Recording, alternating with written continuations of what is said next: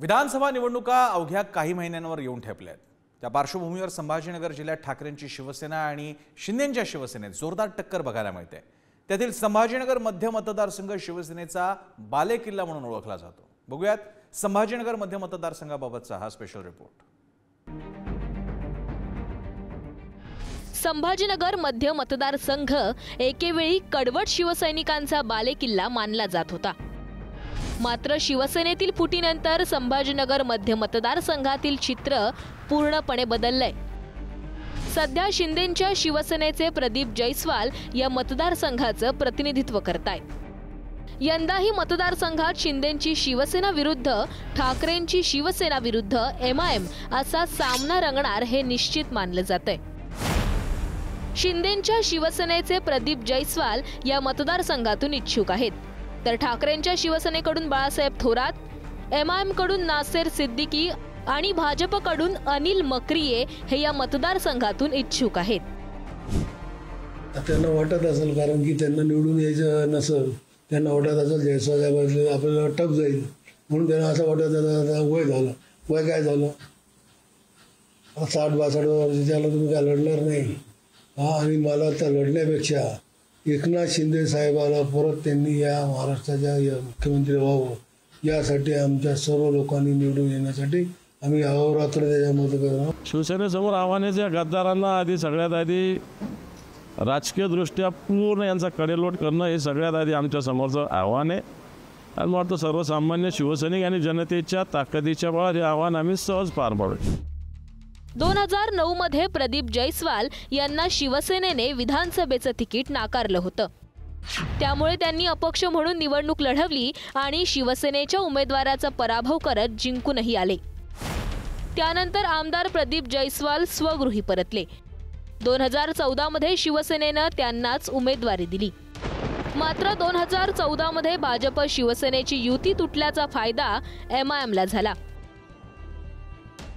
प्रदीप जैस्वाल यांना पराभवाची धूळ चारत इम्तियाज जलील यांनी बाजी मारली। 2019 मध्ये शिवसेना भाजपा युती झाल्यानं प्रदीप जैस्वाल पुन्हा विधानसभेत पोहोचले।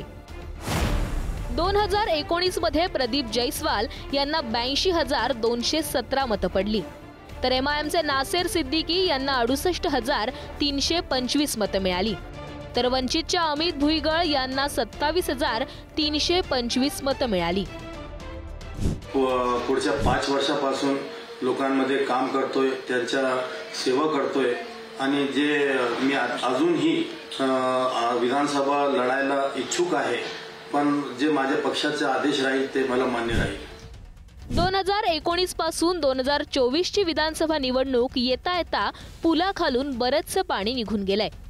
शिवसेनेतील फुटीमुळे लोकसभेला शिंदेंच्या शिवसेनेचे संदीपान भुमरे, ठाकरेंच्या शिवसेनेचे चंद्रकांत खैरे आणि MIMच्या इम्तियाज जलील यांच्यात तिहेरी सामना रंगला। 2 शिवसैनिकांमध्ये झालेल्या लढाईत संदीपान भुमरेंनी चंद्रकांत खैरेंचा पराभव केला।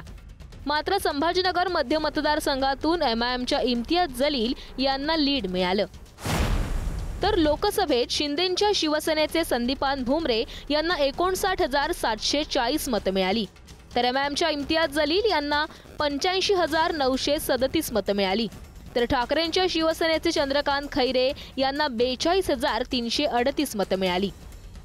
आमदार प्रदीप जैस्वाल यांच्यासमोर विरोधकांचं नव्हे तर युतीतील मित्रपक्ष असलेले भाजपचं देखील आव्हान उभं आहे, कारण या मतदारसंघावर भाजपनंही आपला दावा केलाय। भाजपचे माजी नगरसेवक अनिल मक्रिये यांनी उमेदवारीसाठी आग्रह धरलाय। गेल्या निवडणुकीत महत्त्वाची भूमिका निभावलेल्या वंचित बहुजन आघाडीनं देखील विकासाच्या मुद्द्यावर निवडणूक लढवणार असल्याचं जाहीर केलंय। मागच्या वेळेस आम्ही 2014 मध्ये लढलो होतो, आमचा आणि त्यांचा 1,000 मताचा फरक होतो। पण आता आमचे अध्यक्ष शिरीष बोराडकर यांनी मागणी केलेली आहे की मध्य आणि पश्चिम आम्हाला द्यायला पाहिजे। मी बी इच्छुक आहे। नाही, निवडणूक औरंगाबादच्या ज्या 9 जागा आहेत त्या पूर्ण सर्व लढवणार आहे आम्ही आणि जवळपास सर्व क्षेत्रातून 3 ते 4 उमेदवार इच्छुक आहेत। साहेबांना काही उमेदवार भेटलेले आहेत, आमच्यापर्यंत काही उमेदवारांचा संपर्क आहेत, त्यामुळं पूर्ण ताकदीनिशी आम्ही ही निवडणूक लढवणार आहे। 2014 मध्ये युती तुटल्याचा फटका शिवसेनेला बसला. यंदा तर युती तुटली आहे, शिवाय शिवसेनेतही फूट पडलीय. त्यामुळे संभाजीनगर मध्य मतदारसंघात 2 शिवसैनिक आणि MIM मध्ये लढत असेल. या लढाईत कोण बाजी मारणार हे निकालानंतर स्पष्ट होईल. सचिन जिरे, पुढारी न्यूज, संभाजीनगर.